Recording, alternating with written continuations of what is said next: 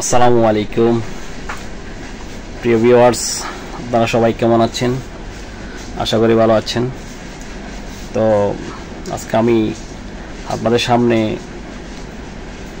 ফার্মেসিতে আপনাদের যে ডক্টররা যে প্রেসক্রিপশন দেয়, প্রেসক্রিপশনটা আপনারা কীভাবে বুঝবেন এটা অনেকে জানেন না। খুবই টেনশনে পড়ে যান প্রেসক্রিপশনটা কীভাবে বুঝবেন এ বিষয়ে আপনাদেরকে আমি বিস্তারিত কীভাবে প্রেসক্রিপশনটা বুঝবেন আমি আপনাদের সামনে বিস্তারিত বলতে চাই। তো প্রথমে আমার ইউটিউব চ্যানেল হচ্ছে হেলথ টিপস এবং আমার ফেসবুক পেজ সাদ্দাম ব্লগস।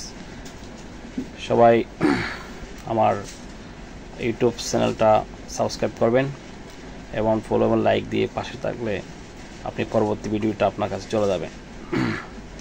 তো আমি বেশি কথা না বলে মূল ভিডিওতে চলে যাচ্ছি। তো আপনারা সবাই জানতে চাচ্ছেন প্রেসক্রিপশনটা আমি কীভাবে সহজ বুঝবো। তো আজকে বিষয়টা হচ্ছে প্রেসক্রিপশনটা কীভাবে সহজ বুঝবেন এটা বিষয়ে আমি বিস্তারিত আপনার সামনে আলোকপাত করতে চাচ্ছি। তো প্রথমে আপনাকে প্রেসক্রিপশনটা হাতে নেবেন কাস্টমার থেকে, নেওয়ার পরে কি করবেন, পুরোটাই পড়ে নেবেন, কোথায় কি আছে এ টু জেড পড়ে নেবেন এক নজরে। তো আমাদের প্রেসক্রিপশনের মধ্যে বিভিন্ন ধরনের পার্ট থাকে। আপনার প্রেসক্রিপশনের বাম পাশে থাকে আপনার ডক্টরের ডায়াগনোসিস, কী কী রোগী দেখার পর কী কী সমস্যা পাওয়া গেছে সব কিছু বিস্তারিত এখানে লেখা হয়। আর আপনার ডান পাশে আরএক্স যেটা আছে, আরএক্সে কী কী ওষুধ দেখার পরে ওষুধগুলো লিখে দিন। তো ওষুধের মধ্যে ফার্স্ট আপনাকে কি করতে হবে, ওষুধ যদি না বোঝেন প্রথমটা কী লেখছে, সেকেন্ডটা কী লেখছে, থার্ড কী লেখছে, ফোর্থ নাম্বার কী লেখছে, এটা আপনাকে যদি না বোঝেন আপনি এখানে প্রথম এক নাম্বারটা কী লেখছে, প্রথমে হয়তো ওখানে কি থাকবে, অ্যান্টিবায়োটিক থাকতে পারে, হয়তো অ্যান্টি আলসার গ্যাস্ট্রিক ওষুধ থাকতে পারে, ক্যালসিয়াম থাকতে পারে, আয়রন থাকতে পারে, পেন কিলার থাকতে পারে। তো আপনাকে এই বিষয়ে আপনাকে বুঝতে গেলে আপনি নতুন হঠাৎ এগুলোতে আপনি ওষুধের নামই জানেন না, তাহলে আপনাকে কী করতে হবে, প্রচুর পরিমাণ এই ওষুধের ফার্মেসি সম্পর্কে বিভিন্ন ধরনের কোম্পানির বিভিন্ন ব্র্যান্ডের নামগুলো আপনার জানা থাকতে হবে। এই ওষুধগুলো যদি আপনি প্রচুর পরিমাণ যদি ওষুধের ব্র্যান্ডের নাম যদি জেনে থাকেন তাহলে অবশ্যই আপনি প্রথম অক্ষর, লাস্ট অক্ষর এবং ডোজেস কি এমজি অনুযায়ী কত এমএল হতে পারে সেটা আপনার অবশ্যই ধারণা থাকবে অবশ্যই। হ্যাঁ, তাহলে কি করা যায়, আপনি প্রথমটা মনে করেন এভাবে আপনি বুঝতে পারবেন। আমি সেকেন্ড নাম্বারটা বলতেছি। এখন সেকেন্ড নাম্বারটা কী করবেন, আপনি প্রথমেই প্রেসক্রিপশনের আপনার সামনের অক্ষরটা ফার্স্টে এবং লাস্টের কী অক্ষর এমজি কি এটা মিলে আপনার ওদিকে ডায়াগনোসিসটা দেখবেন, ডায়াগনোসিসের সাথে ওষুধের সাথে মিল আছে কি না আপনি ওটা দেখবেন। তখন দেখতেছেন মিল আছে, আপনি কি করবেন, আরও ফাইনাল হওয়ার জন্য মেডেক্স আছে, টিমস আছে, এগুলোর সাথে আপনি মিলিয়ে দেখতেছেন যে ওষুধ এমজি অনুযায়ী ডোজেস অনুযায়ী মিলে যাচ্ছে, তাহলে আপনি আর ওকে, হ্যাঁ, তাহলে আপনি দিতে পারেন। সেকেন্ডটা কী আছে, তাহলে আপনার প্রথম 2 নম্বর চলে গেছে। 3 নম্বরে কী শুরু করবেন, 3 নম্বরে শুরু করবেন, একটা প্রেসক্রিপশন অ্যান্টিবায়োটিক 2 বার হতে পারে না, তাই না, 2 বার হতে পারে না। তাহলে মাঝে মধ্যে হয়, তাও ইনকেস 99% অ্যান্টিবায়োটিক একটাই থাকবে, স্বাভাবিক এটা। আবার ক্যালসিয়াম হলো 2টা দিতে পারে না, একটাই দেবে।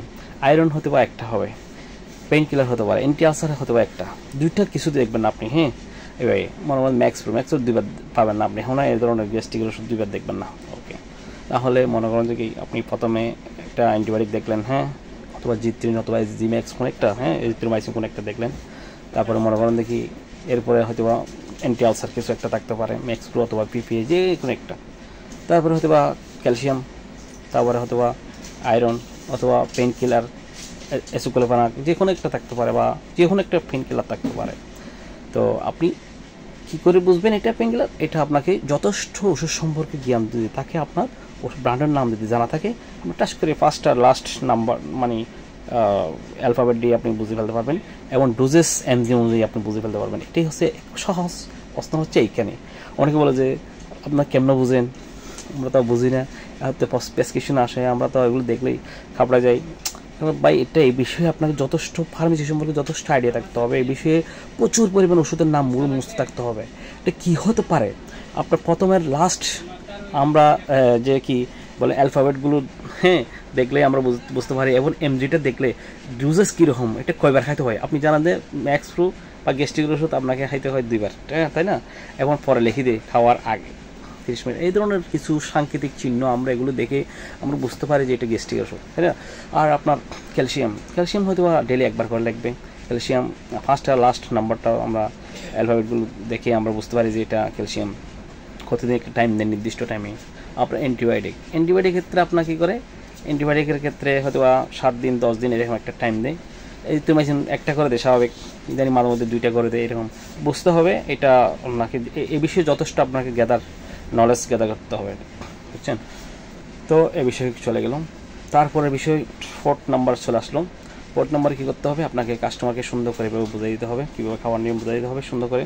তারপরে ডক্টর তো অবশ্যই হাওড়া এখানে সমস্যা হয়েছে কি, তাহলে আপনি তো বলছেন এইভাবে করলে প্রেসক্রিপশন বুঝবো, কিন্তু আমি এখানে একটা জিনিস হচ্ছে, মনে হয় চট্টগ্রামে একটা ডক্টর প্রেসক্রিপশন করছে, এটা ইনকেস এটা এখান থেকে ওষুধ না নিয়ে ঢাকায় চলে গেল, ঢাকা থেকে নিব, কিন্তু প্রেসক্রিপশনটা বুঝতেছে না।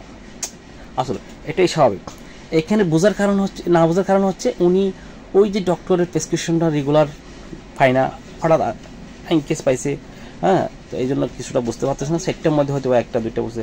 আসলে এ ধরনের অনেক রিক্স, এভাবে যদি একটা না বুঝে, প্রায় সময় আমরা দেখতেছি এরকম আমাদের প্রেসক্রিপশন বিভিন্ন জায়গায় গিয়ে দেখতেছি প্রেসক্রিপশন ওষুধ দিচ্ছে, ভুল দিচ্ছে, বিভিন্ন ধরনের এরকম ভুল দিচ্ছে, এগুলো খাওয়ার পরে মারাত্মক রোগীটার অবস্থা খারাপ হয়ে যাচ্ছে। তো কি হচ্ছে, এই জন্য আপনারা কী করবেন, যেখানে ডক্টর দেখাবেন ওইখানের আশেপাশে ফার্মেসি যারা আছে তারা মানে যথেষ্ট ওই ডক্টরের প্রেসক্রিপশন প্রতিদিন দেখতে দেখতে দেখতে এই বিষয়ে তাদের কাছে যথেষ্ট একটা অভ্যস্ত হয়ে গেছে।